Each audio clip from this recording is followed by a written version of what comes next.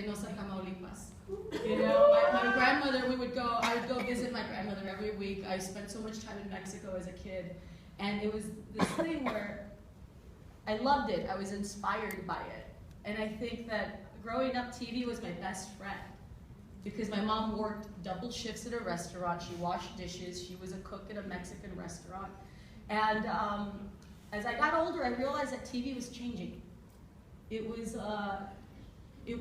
got a little edgier.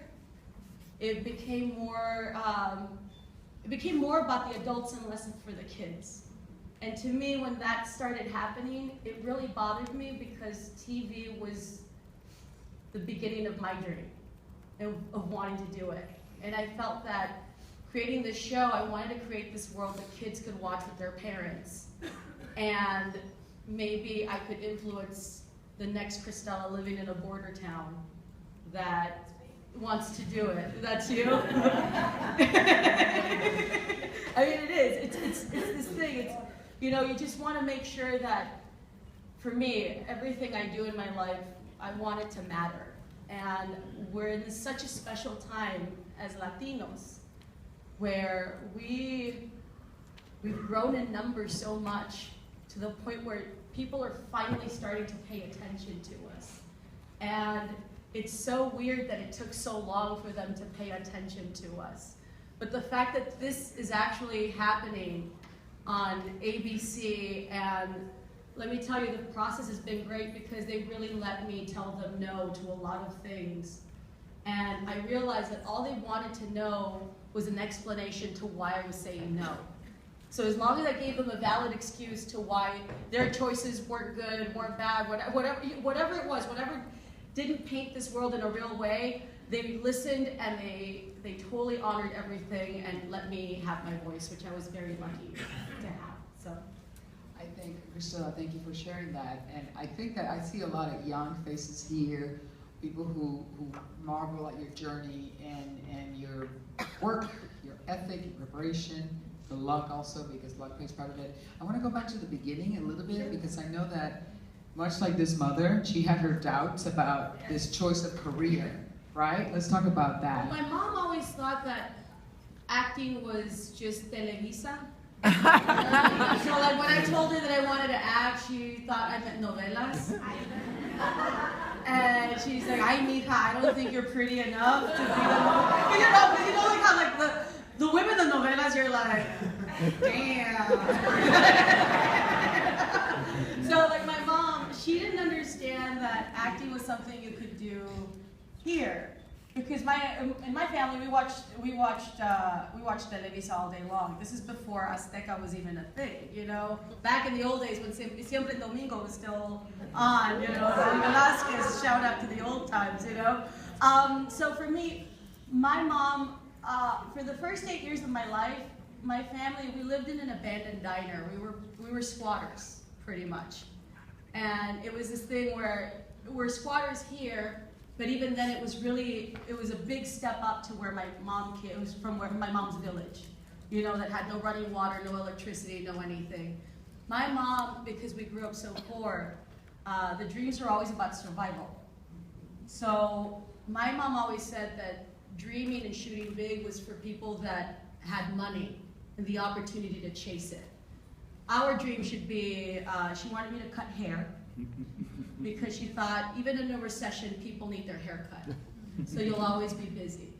And it was that thing inside me where I thought, no, it's not for me. And it took a long time, for about a year or so, my mom and I didn't talk when I left home, because she couldn't understand why I would say no to her. Because my mom was the most important person in my life. And I just told her, there's something in me, and if I don't go try it, I'm gonna hate myself for the rest of my life. So I have to go. And when she passed away, I hadn't even started doing stand-up. And when she passed away, you know, we come from a very traditional family where my mom picked me. Like as a kid, she's like, you're gonna take care of me. You know what I mean? You know, and I'm like, oh, I don't have a say? Oh, this is great, okay.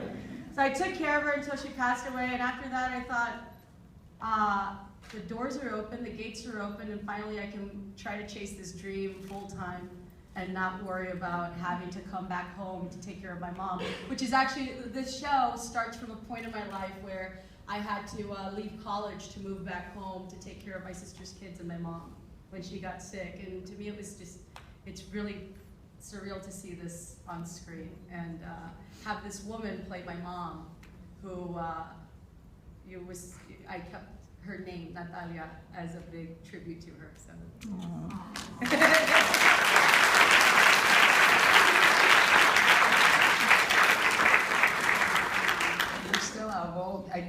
You knew early on, which most young actors do know, yes, that you want to be on stage, you want to be on screen, and you should. There's that pullback from parents, especially Latino parents. I know that as well, very well.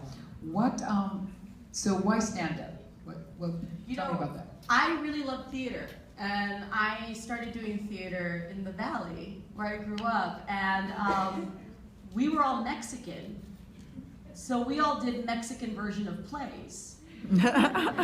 So we would do, like my freshman year in high school, we did the Mexican version of the Diary of Anne Frank. Were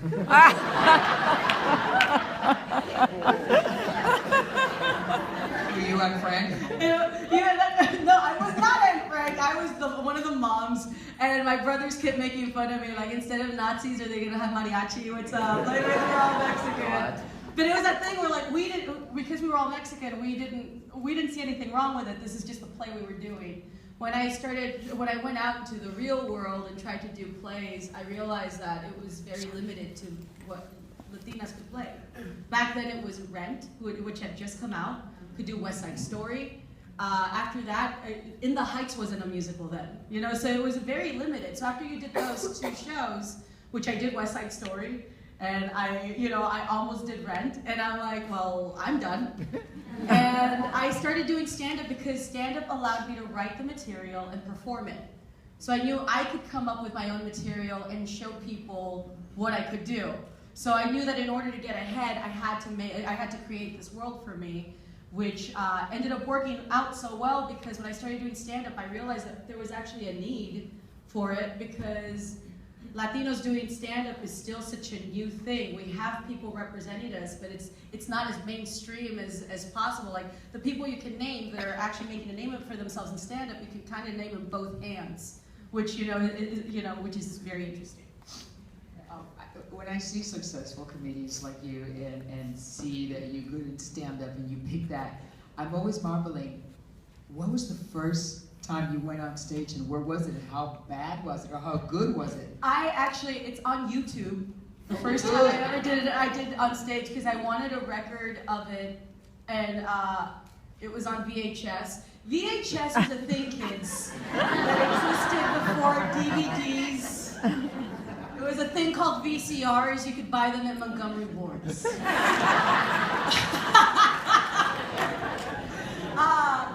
First time, actually, it was really good, and it was that thing where I gave myself a rule that I would stop doing stand-up when it stopped being fun. So I always told myself, as long as it was going good, I'd keep doing it, and I've been doing it for 10 years. Congratulations. Wow. I know this journey wasn't easy, and I know there was the parental pull, and I know that when actors move from anywhere to LA, there is that cold reality of moving here. Yes. Tell me, how was that, and what was the worst job and the best job that you had at Big? You know, actually, when I moved here, I got a writing job for Comedy Central really quick, which I was very lucky for. But you know, what I realized coming here is that every audition I was getting was always a maid. I was always getting the maid. And I went out on about 3 of them, and I got tired of it. Because it was always me speaking in this fake accent that I didn't have. And that, you know, I have women in my family that have cleaned houses, that do clean houses, and they don't have that accent. You know, so for me it was like, well, they don't have that accent. Why am I faking it in this audition? This isn't authentic. So I started saying no to all of them. And that meant me not being busy for a very long time, and going out there to do my stand-up. And that was what was weird about it, is that with stand-up, I was so different from the audition, like the roles that they wanted me to do. In stand-up, you know, I could talk about how growing up, like I have a joke about like how when you grow up poor, you learn to live without certain luxuries like air conditioning or food allergies. You know what I mean? Like, you know, it's like you can't go to the like allergies. Like when you're poor, you eat whatever you can because you never know when that next meal is coming. Like that's something you'll never hear in the hood. Like, you know, Lamar's dead. What, drive-by? Nah, peanuts. Like, it doesn't work. You know. I can make that joke. That's my thinking in stand-up. That's me in stand-up. The auditions that I was going to for, I'd walk in, I'd have 3 lines in the scene, and it would be like, Mr. Kevin, the car is outside. Totally different from what I was in stand-up. And I realized I had to say no because that's not, I didn't want to, I couldn't do it. Not for me. I couldn't do it. It was just the same thing over and over again. And that was what I meant when I said at the beginning, the only power you have when you're trying to do something is the power to say no. You took charge, but there is a little thing in LA called representation. So 3 of the top agencies, and there may be some people here, so I don't mean any insult or offense, but 3 top of agencies basically represent like 75% of the talent, and only 10% of that talent looks like us. So how difficult was it to get representation? Because you're with a good agency now. How difficult was it to get there and to have somebody believe in you and say, okay, I want you to read Cristina for this part. I want you to give her that slot on the comedy thing. I want you to, you know, look at her and see her. It was, well, with stand-up, actually, I went through the back door. It wasn't like I needed to have this IMDb reel or anything. It was doing stand-up, which that's the thing that I love about living in this time right now, is that if you have a voice, you can create everything you want without having, hello? Hey guys, that's Hollywood calling. They're like, don't tell them the secret.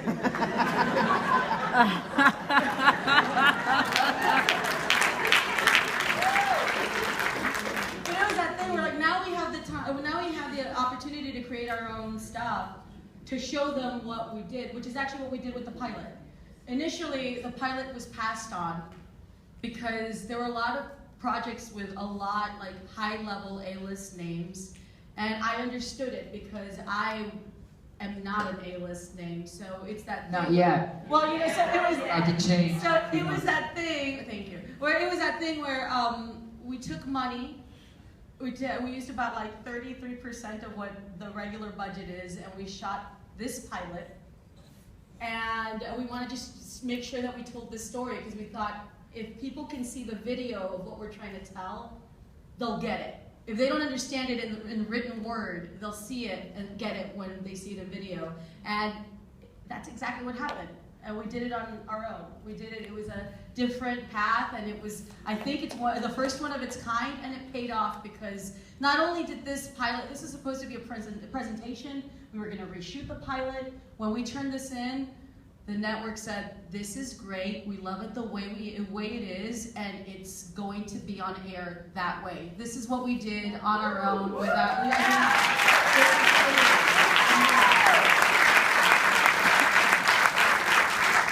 You know, it takes a great deal of collaboration. I mean, that's really solid, sharp writing. I mean, I don't know how many of you follow television, and you know, the way you guys were laughing so spontaneously and forcefully and naturally, that's the writer's talent, in addition to her performing talent.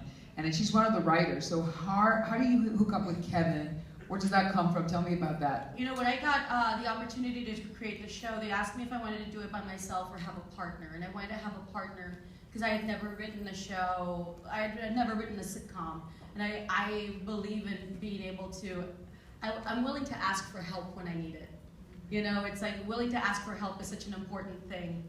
And I met with a bunch of writers, and he came in and he saw my stand-up, liked it, and basically said, I want to tell your story, and I want to tell the story you want to tell.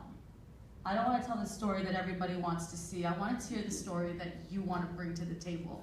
And when I met him, he reminded me of my brother, and I had seen his writing. He had this movie called The Hammer, and it had so much heart in it. I was like, this is what I want. I want the heart in shows. I want the heart where you can have the serious moment where you have the mom and where my mom and I hug. And I like to have those moments of heart where you actually laugh at funny things that other people are saying in the family, because that's real life. So we just clicked, and we wrote the pilot. I was still touring. I was doing like about 130 colleges in like 9 months. I was doing these college gigs in like Indiana, Wisconsin, Iowa, everything. I'd fly back home. We would lock ourselves in the room, work through holidays, work at nights, work all day, side by side, and we wrote this line by line together. And I mean, it's so great because he's always said, the moment I don't like something or I feel like it's not authentic, he's just like, oh, that was just an idea, just wanted to know. And it's like, and he brings a lot of stuff to the table. We work very well together, and he's amazing. That's great. That's great to hear. Your collaborators, so you will keep going. Yes, definitely. And this has been, it's going to be 10, how many episodes are we going to They have ordered 13 episodes, including this pilot. We're in the middle of writing it right now, so after this I have to go into the office and work on a rewrite. The show premieres October 10th, and I think depending on how the ratings seem or what have you, I think they'll decide if we get the last 9 episodes to create the first full season of 22 episodes around Thanksgiving. So you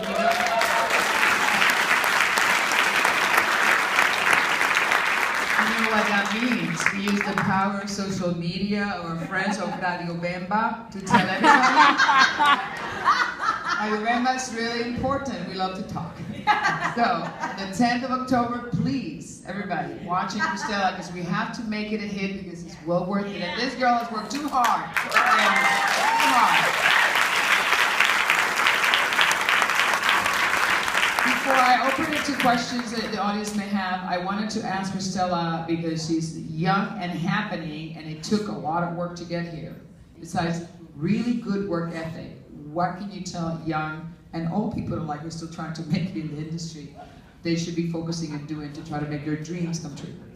You know, I just feel that if you really want to do something, you have to be willing to work hard, and if anybody ever says no to you, it's your job to change their minds.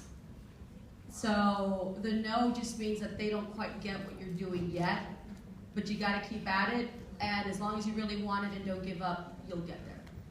But to add to that, be like Cristela, be nice and be funny. Be grateful and appreciate everything and everyone, because you understand that this show isn't me, it's a collaborative effort. This show doesn't exist if you guys don't watch it. The show doesn't exist if the writers don't write it, the actors aren't in it. The name of the show is Cristela, but this show it's a group effort, and I've always believed in that, and I'm always very appreciative and very grateful of everybody in this room right now, and just everybody that's willing to give it a shot and support it, because I really want to do it for you guys. I think that us working together, we can make it a success. Thank you.